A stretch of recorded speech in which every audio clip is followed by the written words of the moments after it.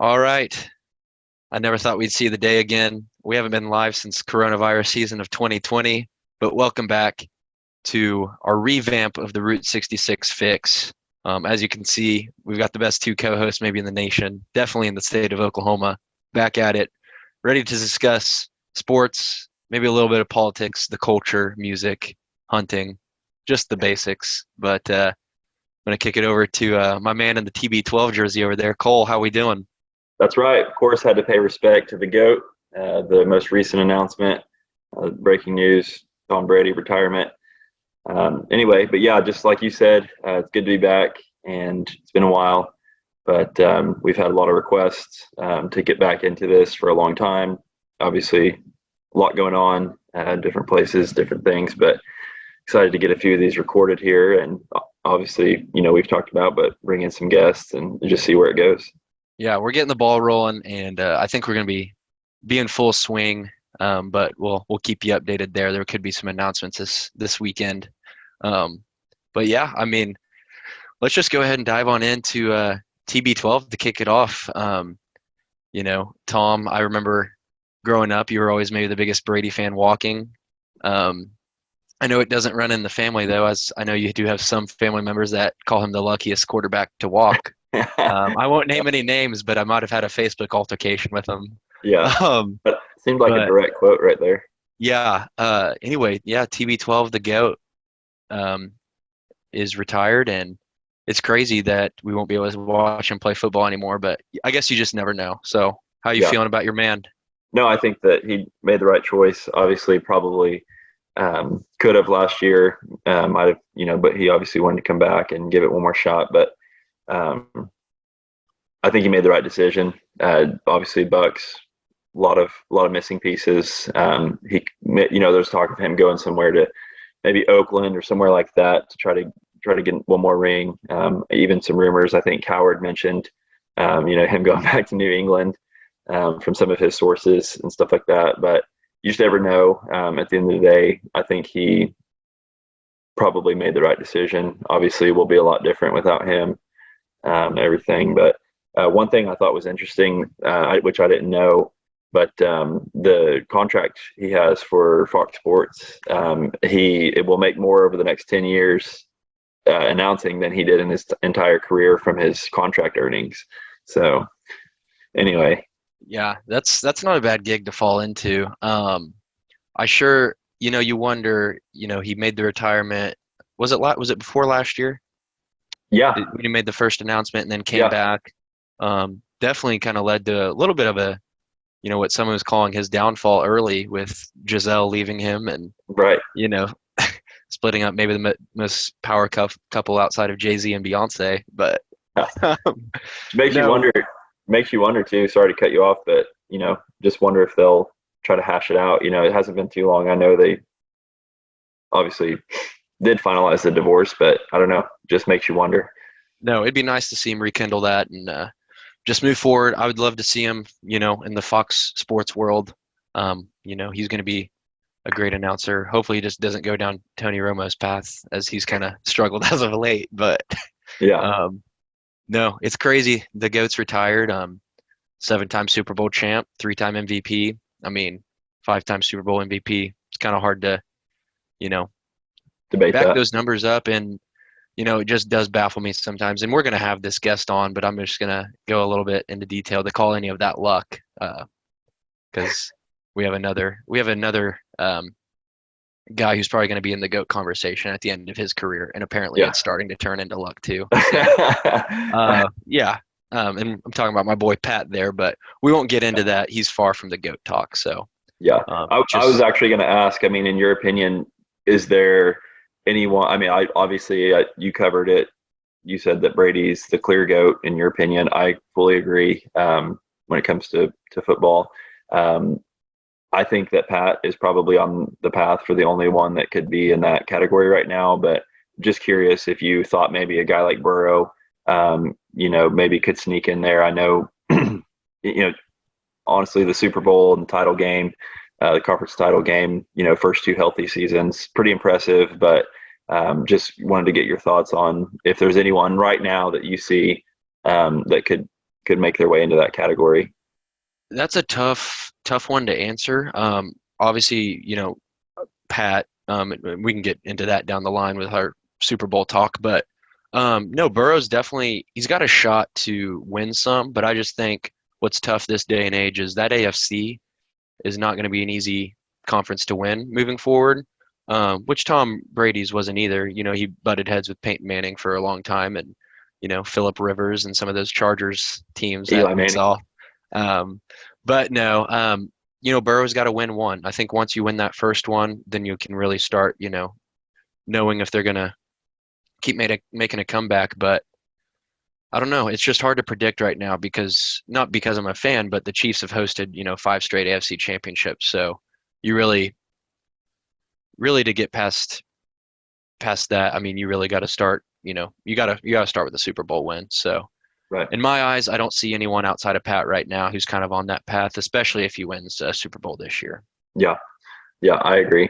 One thing I thought that was pretty cool. Can't remember. It might have been Shannon Sharp and Skip talking about it, but they were going over Brady's playoff record in general, and he's played in 48 playoff games, which is 3 before the expansion to 17 games. That's 3 full seasons of playoff games alone, and I think he was 35-13, somewhere around there, maybe 36-12.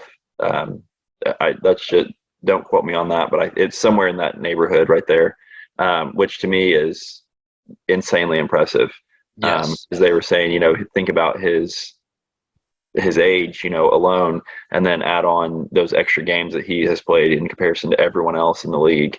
That's 3 extra seasons of hits, of treatment, of recovery, everything like that. So anyway, but yeah, no, Yeah.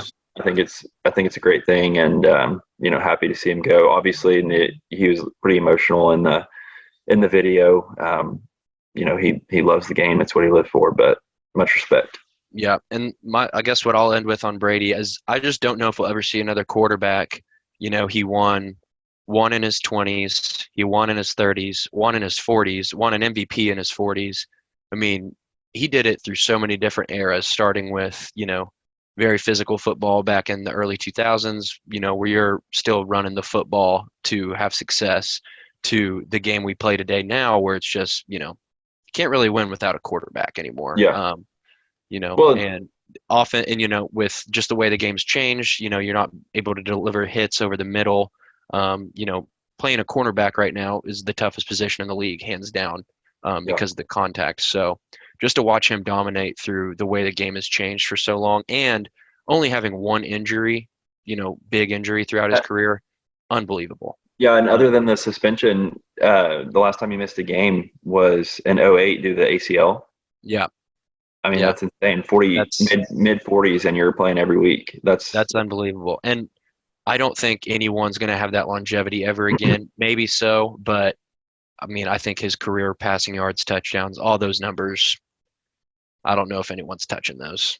Yeah, no, unless Mahomes plays 25 years and stays healthy and looks the same. But the way he plays is even risky. Right. He doesn't sit in the pocket, and and then you obviously, like you said, we'll get into this, but then the mobility he has and things, when will that kind of start shutting down? It's like, I think of, Russell Westbrook. Yes, he had 4 years where he was the most dominant player. But, his athleticism and things now, and, you look at him now, yes, he still contributes and does well. But, he's coming off the bench for one of the last teams in the Western Conference. So that's a challenge that I think Patty will face. But with his throwing strength and accuracy, if he can learn how to do that, he's, like I said, he's the one that I could see competing or making a run at that name for the GOAT. So yep, absolutely. Well, I say we just stick with NFL, and we got the big game coming up. Obviously, we'll be talking more about the game as injury reports come out, things like that. I was watching Cowherd today, and he's still not wanting to make a prediction because of that. But what are your early thoughts on the Super Bowl next Sunday? Who you taking, and just talk through that. Yeah, well, the first thing that came to mind, I actually heard this today, but it's the first time in Patrick Mahomes' career that with while he's been with the Chiefs, that he was not the favorite. Hmm. Going into the game, and I'm talking odds, gambling odds there. But in my opinion, I don't see how the Chiefs lose. I think I've said this. We've talked about it, the whole season from week 10 on, but I just don't see how in a close game anyone can stop the Chiefs from going to score, getting into field goal range to maybe win or tie late in the game. Um, I think the only way the Eagles do win, in my opinion, is if the Chiefs have some early first half turnovers that they can't maybe recover from.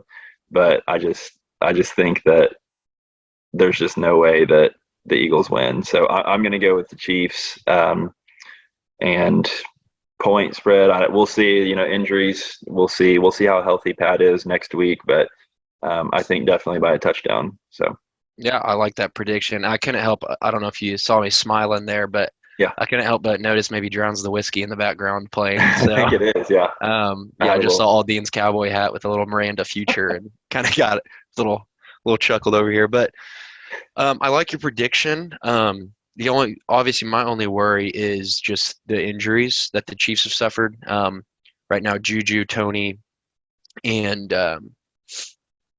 McCole Hardman, they didn't practice today. Mahomes, obviously with the ankle, did not look the same against the Bengals, and that's where I'm so confident. Pat is late in the game.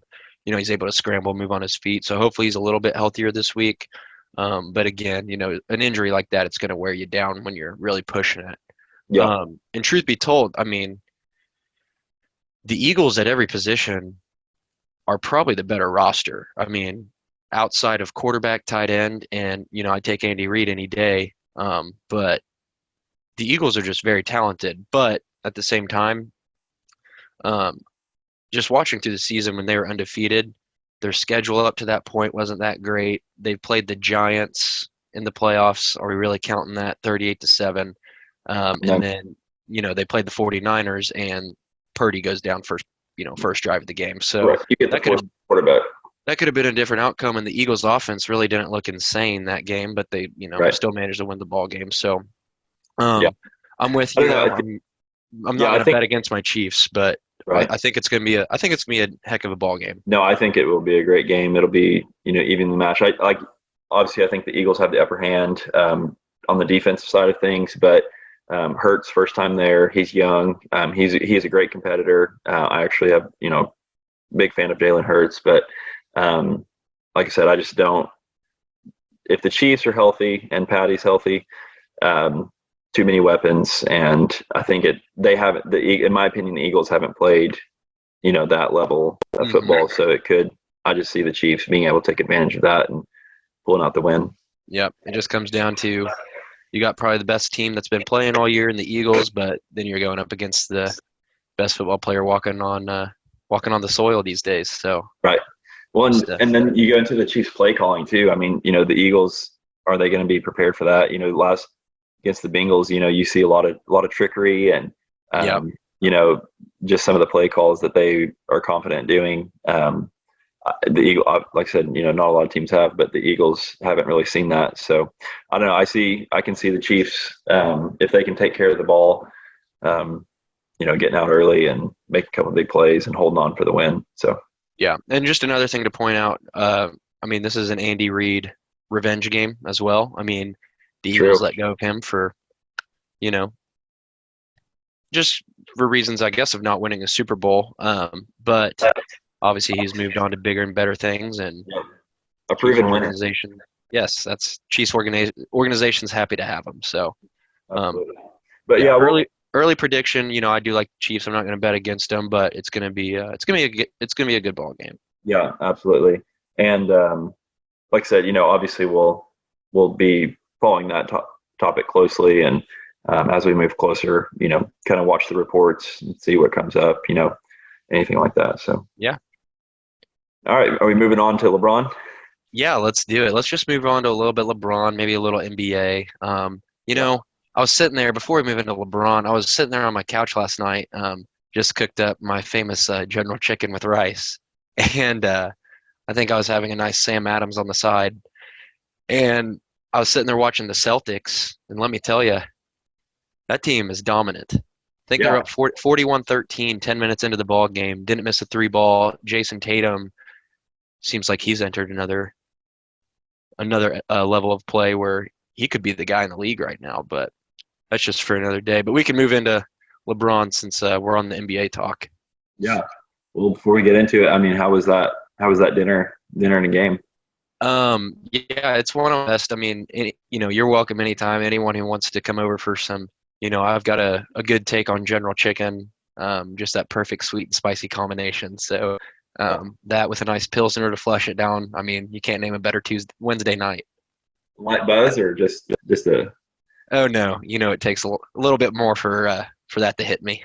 All right, that sounds good. But I know, we've been talking a lot of goats early, and here we are. We're going to talk about LeBron. I know that you're not the biggest LeBron guy. In fact, a lot of people just don't seem to be LeBron guys anymore. I feel like that kind of transition when he went to LA a little bit. Yeah, But no, I think I just saw he's about 70 points away, maybe right under that mark, from the career points record. yep, That is obviously an achievement I didn't think was ever going to get broken, honestly. You just think of injuries, things like that. And he's probably still got 2 or 3 more years in the tank. So that could be a record that we might not see yeah. I don't think. touch. So, I mean, maybe people are starting to throw around Luca, but he's injury prone.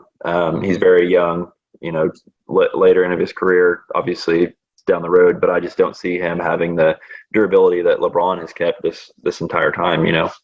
So yeah. But anyway, what are your thoughts on the Lakers, LeBron, and just the season he's having? I think that it's absolutely incredible. As much as I don't care for his antics and some of the comments he makes, there's no denying that he's having a season that's just. I really, I don't know if you can put it into words. To be honest, when you take into consideration his age, his just his life, where he's at in his life. I know he spends a lot of time with his kids, traveling for their games. Obviously, the Lakers have had so many issues, chemistry, players, everything like that. So the fact that he can go out night after night and just basically put up a triple double at his age, it's a lot of respect for that. Go ahead. I was going to say, and it's just crazy because it's one of his better scoring seasons that we've seen in a long time. I mean, I think I texted you in the month of January, he averaged 33.8, 9.4 assists, and 8.2 rebounds, all while shooting above 50%. I mean, that's just absurd for the age of 38. Yeah, it is. It doesn't. I mean, it's. I guess really, it's a testament to his work ethic. I think that's one thing that you can't really debate about him, love him or hate him. Obviously, he's an extremely hard worker. Takes immaculate care of his body, and so anyone that whether I like you or not, anyone that works hard and puts their mind to something, I can respect that. I think that the Lakers. I don't know that he. When you talk about GOAT, I know you mentioned GOATs, and it's just one of those things that in every aspect, I'm on board to get behind him being the GOAT. I think that he's definitely probably, 2 or 3, for sure, top 2 or 3 player all time. But there's just something that I feel like he's had a lot of opportunities to win. Mm-hmm. More championships, and it's one of those things where you look back at the tapes of Michael Jordan, you hear the stories of all the players, and it's like the killer factor, when it had to happen. LeBron has done it, but Michael Jordan always did it. Right. There was time, that's kind of the difference. Yes, LeBron has his championships, and he's had some incredible moments, some massive shots, carried teams. But like I said, I don't know. There's just something that, in terms of GOAT, for that reason alone, that finishing clutch factor. That's why I still would have him probably number two at this point. But anyway, I think that MJ is still my go-to. Yeah, I'd agree there because something that's always driven me crazy about LeBron is, obviously he's had clutch shots before. There was that one playoff series. I think the year they might have won the championship. I think he had like 3 buzzer beaters on that playoff run. Mm-hmm. But it's just if you're the guy, I don't care unless you are triple teamed and someone is wide open under the basket. You've got to take the last shot to, I'm not, if I'm LeBron, I'm not getting the ball and driving to the bucket and dishing it out to Contavious Caldwell Pope for a game winner. Yeah. I mean, that just doesn't make a whole lot of sense to me. You're a big, strong guy who's been in the league forever. I would trust you. If you're not getting all the way to the bucket, pull up at the jump shot. Just figure it out. You're taking the last shot. You're the best player on the court.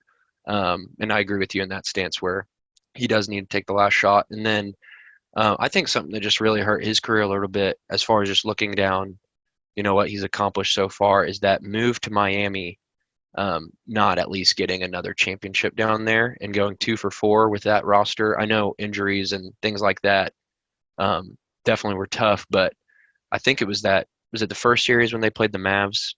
Yeah. Was that the first time and they lost? Mm-hmm. I mean, his fourth quarters were miserable, and I think that's just something that's always going to go down on his career. And I think anything he did prior to the Heat was more impressive, if I'm being honest. Like leading those teams to championships with Kritos Ilgauskas and Lucas Hughes. Lucas Hughes was your number 2. Yeah. Anderson Varejao. I can name players all day. I think Eric Snow was in the mix. Drew Gooden. Yeah, Drew Gooden. I believe we had Daniel Gibson from 3. Yeah. Was Heinrich or was it? Know. I think Heinrich was just a bull for a while.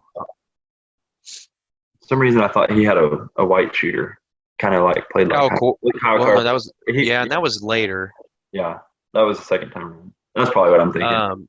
He did have was it Sasha Pavlich? Okay, I think that's right. Yeah, something like that. But and then I still think LeBron's obviously the most impressive point of his career is when he did come back to Cleveland and won. Because that was unbelievable the way he played. I mean, that was. I remember actually I was big on Twitter then, and actually I think worshipped him a little bit and said, "How can you not call this man the greatest?" Okay. So you're back. I'm backtracking a little bit, but just the way he was playing at that point in his career was just truly. 40 points a game in the finals. He was winning. He was so. Yeah. Very good. But yeah. Do we want to dive into our Thunder a little bit at all, or? Yeah. Let's go on and hit that.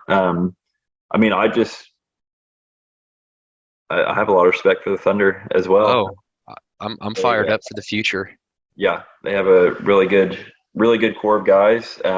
Be interesting to see if they make any moves or who they keep and everything. But so many draft picks. They can keep the role players young. Build around who they have.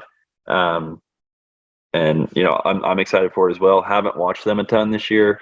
Obviously, with the rebuild, kind of lost interest there as far as it used to. Back in the day, I would really pretty much watch every game that I could, and go to most of them as well. But anyway, kind of had fallen off of that. Still follow them, but they're definitely on the right track. You look 5 to 7 years down the road. They're going to be, as long as nothing crazy or unforeseen happens, probably even sooner than that. But around that timeline, there's just there's going to be some championship runs right in that timeline. So yeah, no, SGA has obviously proven that he can be a guy. I think he needs another guy. We don't know if that's going to be Chet. Obviously, because he hasn't played. And I watched a lot last year. I didn't enjoy it, but I did watch a lot. And then this year kind of fell off a little bit, but I've started picking it back up as of late. And there's just this,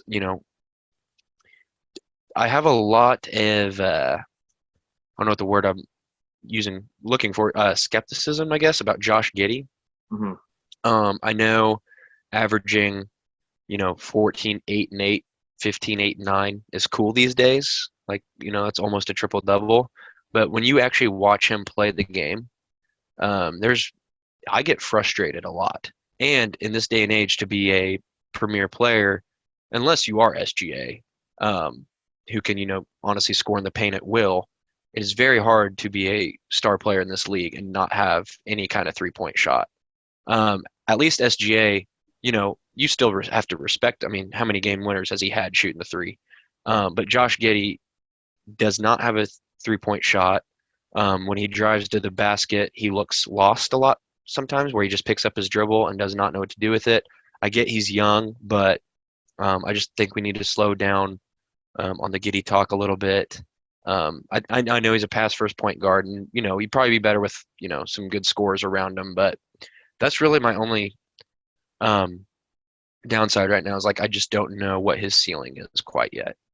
Yeah, no, I hear you. One like to get your thoughts on an interesting take.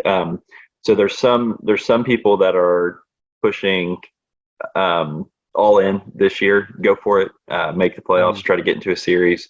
Obviously, right in the mix. The West, is, as we all know, it's within a handful of games for the 3 through, I guess, 9 or 10. Right now is separated by just a couple games. So you have, I would say, probably 60 to 70% of what I see is encouraging the Thunder to go ahead and do it.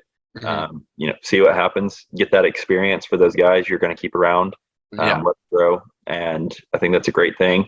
You also have a few people that are saying, okay, go ahead, play through the season. You get 10 to 15 games remaining in the season. Go ahead and pull out, tank, and get that draft pick locked up.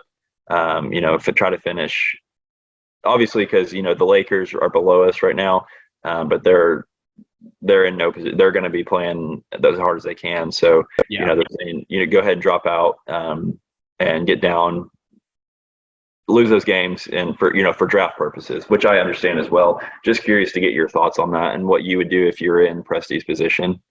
I mean, it's hard. I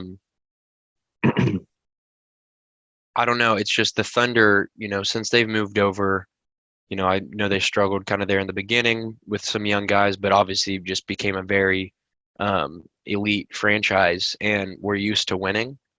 And then we kind of fell into last year where that wasn't the case. And I feel like everyone, similar to what we just said, just became kind of very disinterested in like in the team in general. I'm very anti-tank. Okay. I'm very anti-tank. Why are you in the National Basketball Association and going out and not winning basketball games?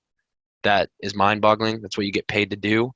And the Thunder have proven that they can beat these good teams. So, call me crazy, but I think if they squeeze it, if they were, I think they're 2.5 back from, that 6 seed range because it's a very tight conference right now. But if they were able to squeeze in as a 7 at most, I don't think they're going to get any higher than that because I know teams are going to turn it on that are more talented. Right. Or even try to get to a play-in game. At least I think you got to keep winning and keep the fans interested because we've just missed it, and you can just feel the buzz in the air a little bit in that arena now, and it's a good feeling. Well, and even on being from the area, just with social media, last year no one posted, no one did anything, things like that. This year it's like every Thunder game there's people. The seats are pretty well filled now. I know last year we would always kind of send snaps at the games and It'd be multiple.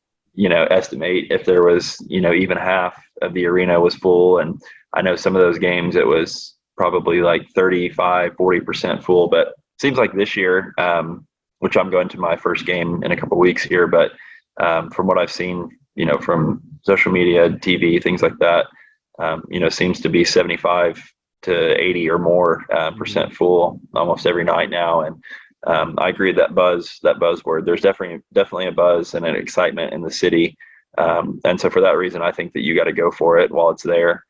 And that you got the city behind you. So Yeah, and my last take too is outside of I can't even pronounce his name, Victor Wembanyama. yeah, yeah, we'll go The with guy that. the guy over there. I mean, is there anyone who outside of him that's a elite prospect? I'm kind of behind. I'm still in football mode a little bit, so I'm kind of behind on college basketball. But is there anyone outside of him that's truly just an outstanding prospect coming in? I don't think so. Not the kind of guy that you got to get that you Yeah, got to go for.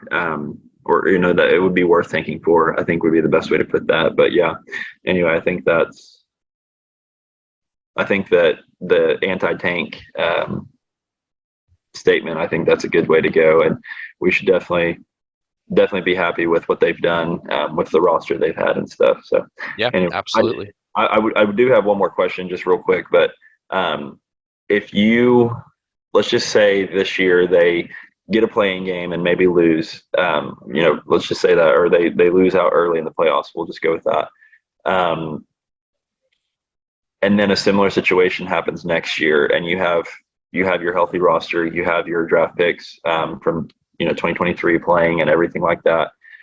Um, if you're in a similar situation next year, and your SGA, your Lou Dort, I wouldn't say Giddy. He's younger than those guys. He's young enough, but or if you were in those guys' shoes, do you consider moving on? How long do you give the Thunder to get into the maybe top four in the West, where they actually have a legitimate chance at a title? Do you see them maybe letting go and saying, okay, I've only got a few years left in my prime. I've got to get somewhere. Do you know what I'm saying? Yeah, no, I know exactly what you're saying. So, uh, I would say what SGA came over, and then last year kind of showed that he could be a good player, and then this year he's obviously really excelling. So it's his first year, I'd say, of his prime really taking off. Um, so only time can really tell. Lou Dort is a guy where, I became obsessed with him last year just because he was a random guy, and then now we look and he's a truly, elite defender and just a very good starting player in the league. Um, that's a good question. I think obviously, you can't predict the future, but if that were to happen again next year, um, you know, SGA might want to move, or I think you have to do something to bring in, a guy in the league For veteran. to bring in and maybe get rid of some of those young guys that we have, and maybe some picks as well. But I think you have to make a move, especially with the way he's playing this year, to keep him and then maybe have him play alongside another star.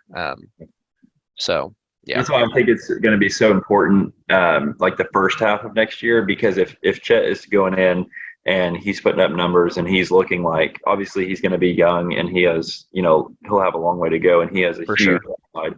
But if he's putting up numbers, 15 plus a game, 10 rebounds, you kind of like they expect him to, and he's holding his own, and you're in the mix, I think come Hmm. trade deadline time, you're going to have to maybe take that into consideration. Okay, let's get rid of a couple young guys. Let's get rid of a couple picks. Let's do it now.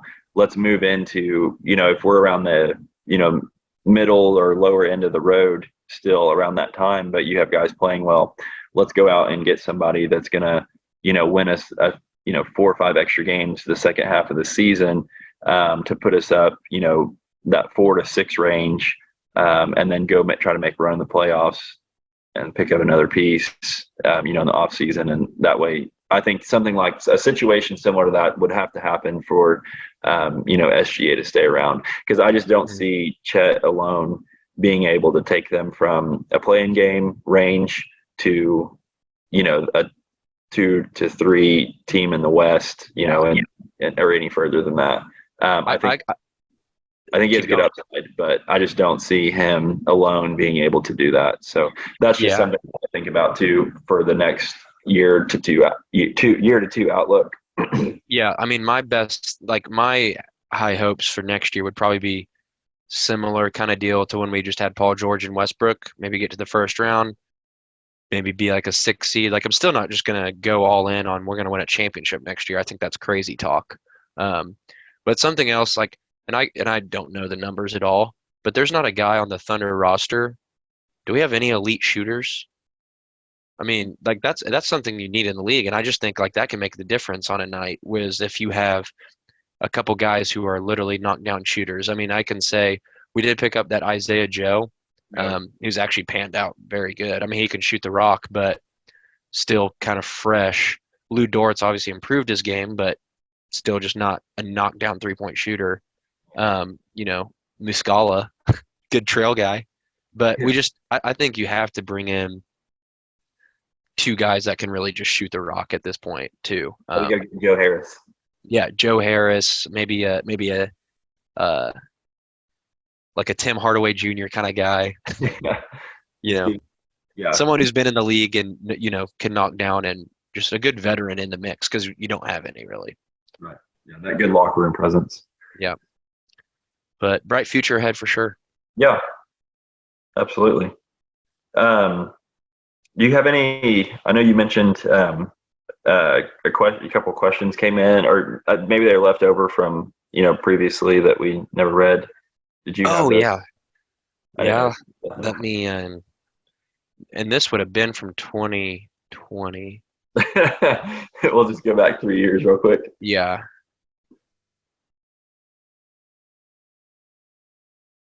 Okay, here's one from Rick Stanfield. He's actually from Conway. Okay. So it's actually crazy we have Conway listeners. But so this actually has nothing to do with sports. He's going straight in on politics. Okay. He actually sent me an email and said, and he, let me just read it. He said, before the election in 2020, you stated that Trump was a guaranteed victor over Biden and that the Democrats did nothing, and that Trump would walk all over them in the re-election. And he said, looking back, Biden did win. And he was like, why do you think this happened? Okay. So that's obviously a crazy question considering it's February of 2023. So I'm going to have to go back a little bit. But I don't know. I was actually listening to an old podcast, and I know exactly which one he's talking about. I believe I stated that Trump is going to win, no doubt, and that the Democrats really didn't do anything to, solidify that they changed or anything. And then you had stated, well, the polls beg to differ. And I believe I said, screw your polls. But no, to be honest, I think we all know coronavirus was a big factor. However, and then, Trump just maybe pushing some guys who float in the middle away just because of his loud mouth, and that Biden's been a guy in politics for a long time, so maybe they just wanted to go with the old system. Yeah. But I don't want to get, what's the word? Fact checked on our first upload. Yeah. But maybe all those votes weren't counted.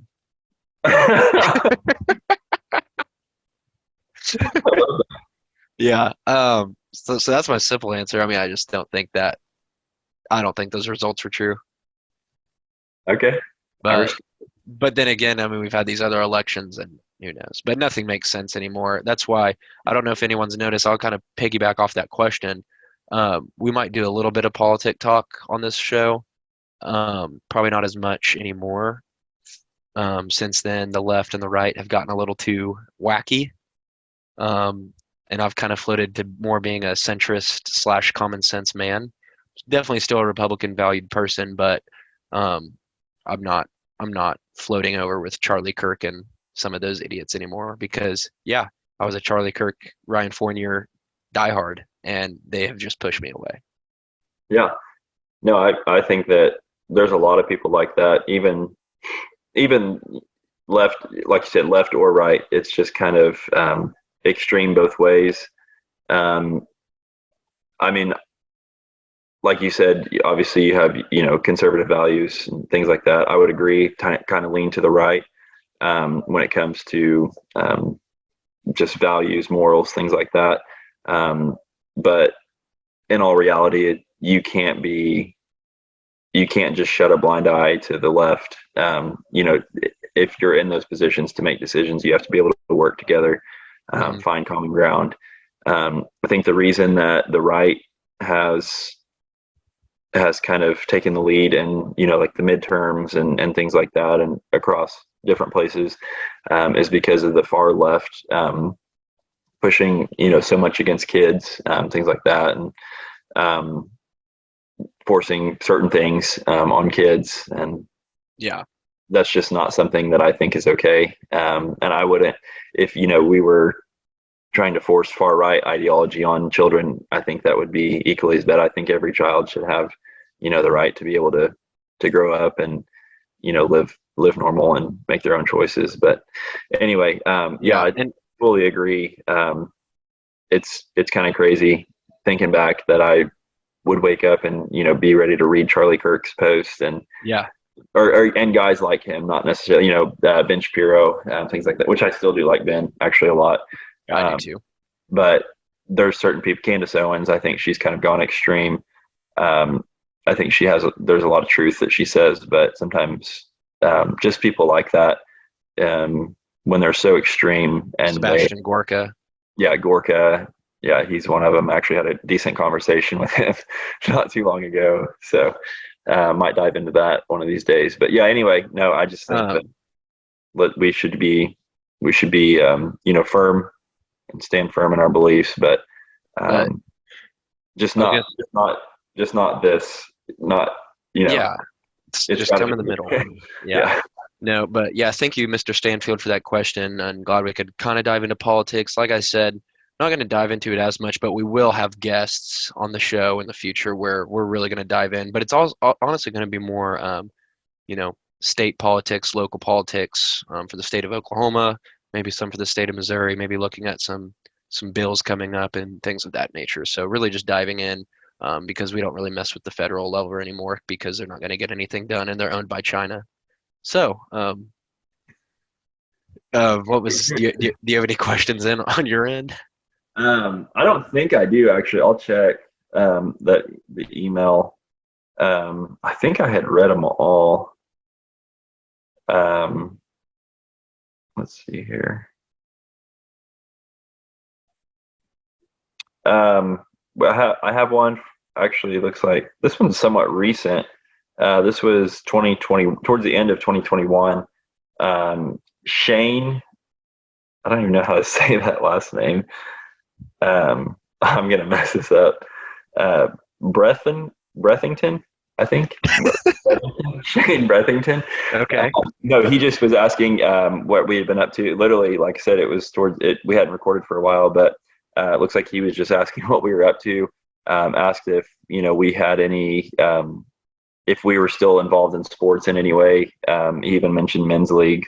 Looks like he is out of Little Rock, Arkansas, and was just came across our channel and just had a couple questions. So appreciate that, Shane.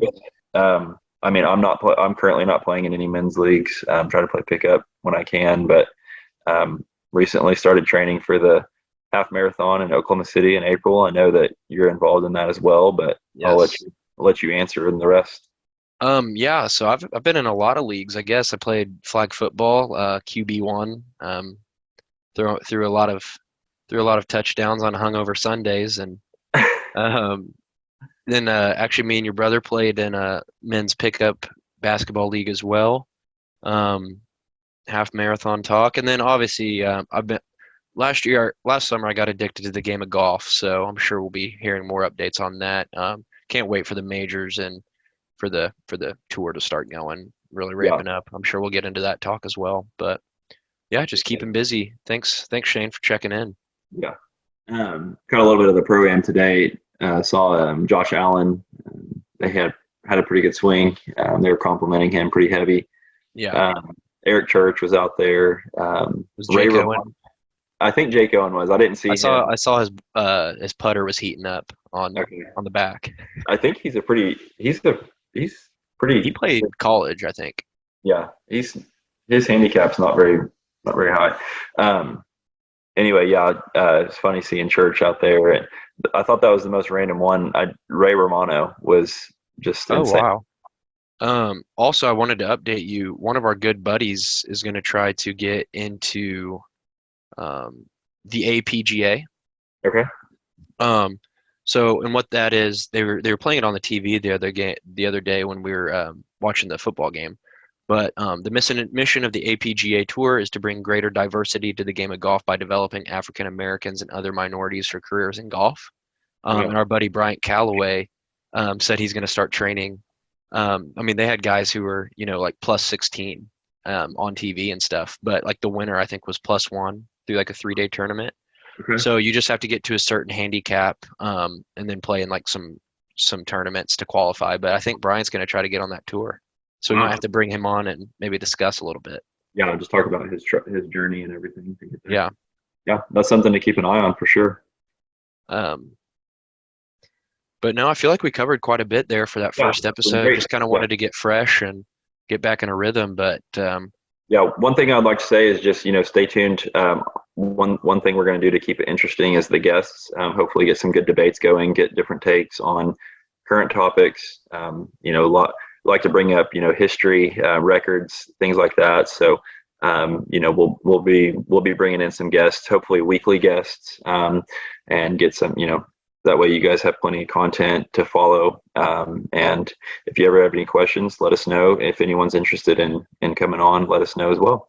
yeah, and it'll be a lot easier as well. I believe this weekend we're going to kind of maybe work on creating a little Instagram page, maybe making some clips, easy to share, easy to message us, asking questions and comment. This is going to go straight to YouTube, so you can comment there as well. Um, and then also going to be working on my editing skills, so hopefully it gets better as time goes, but might be a little rusty here at the beginning. Yeah. And But yeah, I guess we'll be in touch. And shout out to Colin Coward. yep, that's right, the best in the business. Yep. But I believe that wraps up our first episode back on the Route 66 Fix. So tune in next time. Sounds great. Alrighty, we'll see ya. See ya.